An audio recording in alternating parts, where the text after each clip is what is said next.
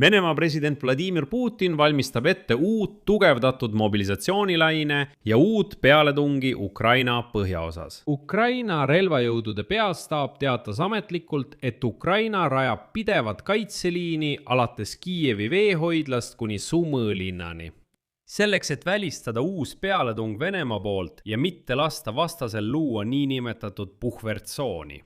Ukraina president Volodõmõr Zelenski teatas pärast luurearuannet, et hoolimata märkimisväärsetest kaotustest plaanib Kreml ründetegevusi ja valmistub kaasama rohkem isikkoosseisu, eriti uue mobilisatsiooni abil.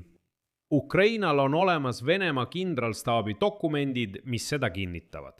Lisaks sellele sai Ukraina kaitseministeeriumi luure peavalitsus teada Venemaa armee plaanidest mobiliseerida aasta jooksul veel 10 000 välismaalasi ja migrante.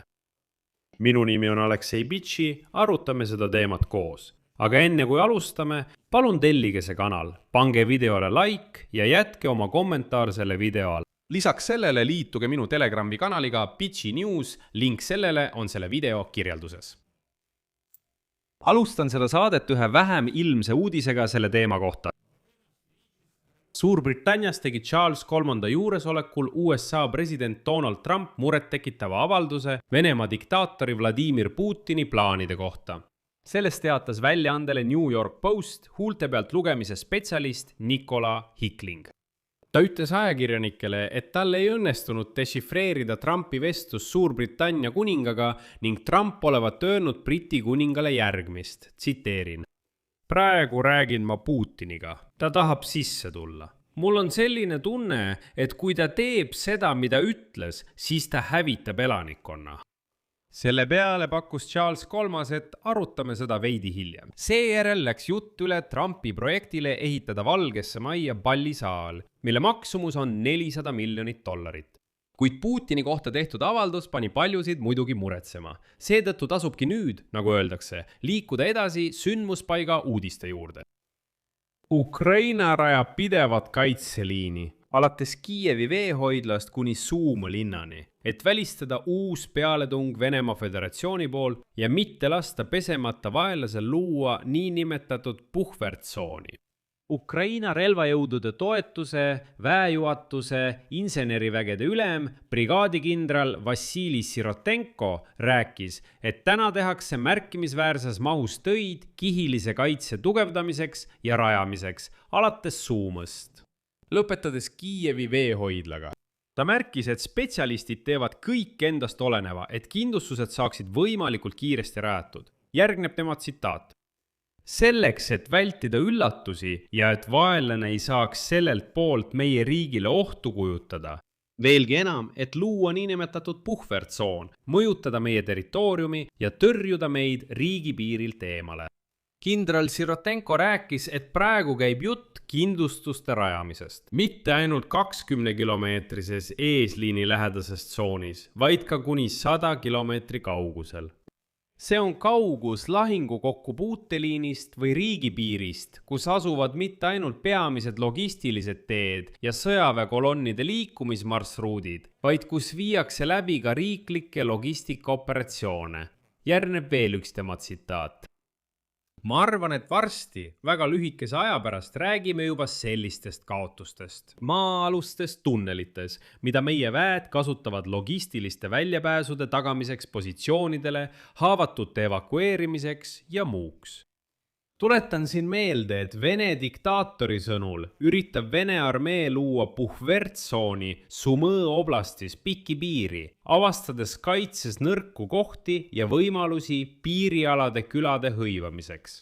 Praegu on venelased koondanud jõud asulate Grobovska ja Miropolskaja piirkonda. Sellest räägitakse projektis Deep State. Ukraina president Volodõmõr Zelenski märkis, et vaenlase eesmärk on luua puhvertsoon, sealhulgas Valgevene piirialal. Seetõttu valmistavad Ukraina relvajõud ette neid kindlustusi Kiievist kuni Sumõni. Kuid ilmnevad ka teised murettekitavad märgid. Hoolimata märkimisväärsetest kaotustest plaanib Kreml pealetungi operatsioone ja valmistub kaasama. Rohkem isikkoosseisu, eriti mobilisatsiooni abil. Ukrainal on Venemaa kindralstaabi dokumendid, mis seda kinnitavad. Sellest teatas Ukraina president Volodõmõr Zelenski pärast kohtumist pealuurejuhi Oleg Ivashchenkoga. Tema sõnul tunnistab Venemaa kindralstaap dokumentides, et ta ei suuda täita oma poliitilise juhtkonna ülesannet ja räägib sellest, et tal on vaja rohkem kahuriliha. Järgneb tsitaat. Ukraina kaitsejõud tagavad Vene armee ründepotentsiaali hävitamise, kusjuures okupantide pöördumatute kaotuste määr on juba umbes 60% kogu kaotustest. Seega on Ukraina ülesandeks veelgi suurendada okupantide pöördumatute kaotuste protsenti, tihendada droonide kasutust eesliinil ning laiendada meie kauglööke Venemaa relvatööstuse ja naftatööstuse vastu. Need ongi need sanktsioonid, mis praegu tabavad Tuapset Krasnodari krais, mille tõttu on seal juba tekkinud ökoloogiline katastroof. Samuti lisas Zelenski, et teavitab partnereid Moskvas väljatöötatavatest plaanidest operatsioonideks NATO riikile vastu ning katsetest tõmmata Valgevenet kaasa Venemaa kuritegelike ülesannete täitmisse. Lisaks sellele ka luure peavalitsuses. Edasi saadi teada, et Vene armee plaanib 2026 aasta jooksul mobiliseerida kuni 20 000 välismaalast ja migranti. Eelkõige on Venemaa kindralstaabi mobilisatsiooniosakond ja kodakondsuse ning välismaalaste registreerimise teenistus kindlaks teinud 18 60-aastaste välismaalaste arvu kõigis föderaalringkondades. Küsimus, miks seda tehakse, on minu arvates ilmne. Venemaa Föderatsiooni sõjakomissariaadid said lõpuks plaani värvata välismaalasi lepingulisse teenistusse 0,5 kuni 3,5% ulatuses, 97 valikupunkti kaudu. Peamise mobilisatsiooniressursina näevad Venemaa Föderatsiooni sõjaväeasutused Usbekistanist, Tadžikistanist ja Kesk-Aasia riikidest, eriti Kõrgõzstanist pärit inimesi. Samuti tehakse agitatsiooni Bangladeshi, Sudaani, Tšaadi, Aafrika ja Aasia riikide kodanike seas. Ukraina luure peavalitsuses märgitakse, et välismaalastele pakutakse peamise motivatsioonina heldet rahalist toetust, soodustusi ja Venemaa kodakondsuse andmist. Kui need soodustused ei mõju potentsiaalsele mobiliseeritavale, kasutatakse hirmutamist, survet ja sundi. Kõik käib klassika järgi. Välisriikide kodanikele Venemaal ähvardatakse turistiviisa või tudengiviisa tühistamisega. Samuti keeldutakse viisa või soodustuste pikendamisest, rääkides taas viibimise legaliseerimisest ja öeldakse, et on olemas alternatiiv. Tahad Venemaale jääda, siis mine ja sure Venemaa eest. Vot kõik.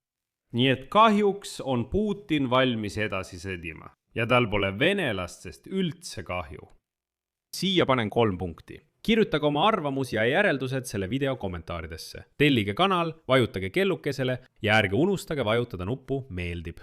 Kui soovite toetada selle YouTube'i kanali tööd, saate seda teha tehes annetuse all olevate linkide ja rekvisiitide kaudu. Selle video all või teie ekraanil oleva QR-koodi kaudu. Sellega on kõik. Hoolitsege enda eest. Kõike head kõigile!